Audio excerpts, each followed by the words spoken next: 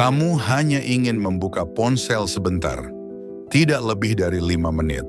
Tapi tanpa sadar, waktu berjalan jauh lebih lama dari yang kamu kira. Jarimu terus bergerak, bukan karena kamu mencari sesuatu, tapi karena sulit berhenti. Ini bukan kebiasaan aneh. Ini adalah fenomena yang dialami hampir semua orang.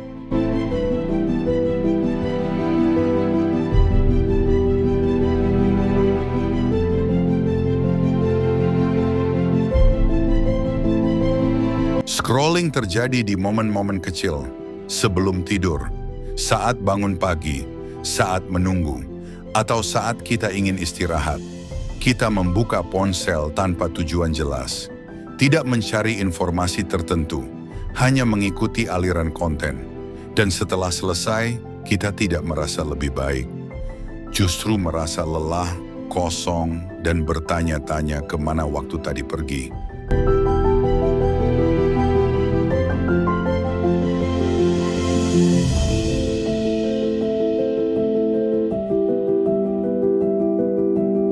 Seringkali kita menyalahkan diri sendiri, merasa kurang disiplin, merasa tidak bisa mengontrol diri.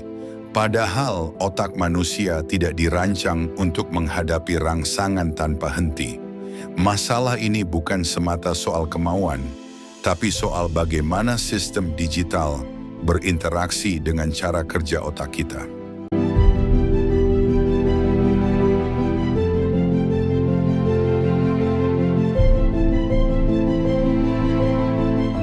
Setiap kali kamu melakukan scroll, otak menunggu sesuatu.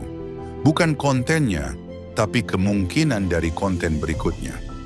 Ketidakpastian inilah yang memicu pelepasan dopamin. Bukan karena kontennya luar biasa, melainkan karena kamu tidak tahu apa yang akan muncul selanjutnya. Mekanisme ini disebut reward acak, dan inilah yang membuat scrolling terasa sulit dihentikan.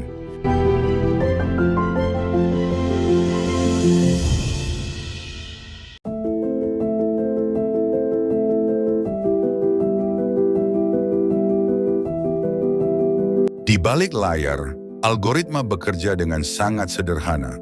Ia memperhatikan apa yang membuatmu bertahan, apa yang membuatmu berhenti sejenak, apa yang membuatmu kembali scrolling.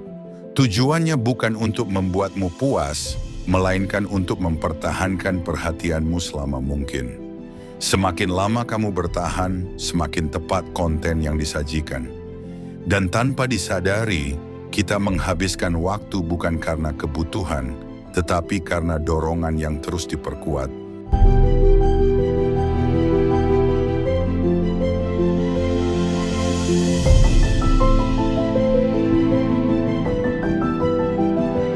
Meskipun tubuh kita diam, otak menerima terlalu banyak rangsangan. Gambar, suara, emosi, dan informasi dalam waktu singkat. Akibatnya muncul kelelahan mental, bukan karena bekerja keras tetapi karena terlalu banyak menerima. Dan rasa lelah ini seringkali disalahartikan, sehingga kita kembali scrolling untuk mencari istirahat.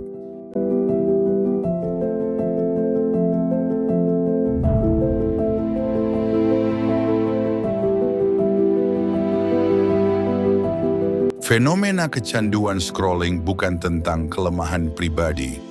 Ini adalah pertemuan antara otak manusia dan sistem digital yang sangat efisien dalam menarik perhatian. Memahaminya bukan untuk menyalahkan, tetapi untuk menyadari.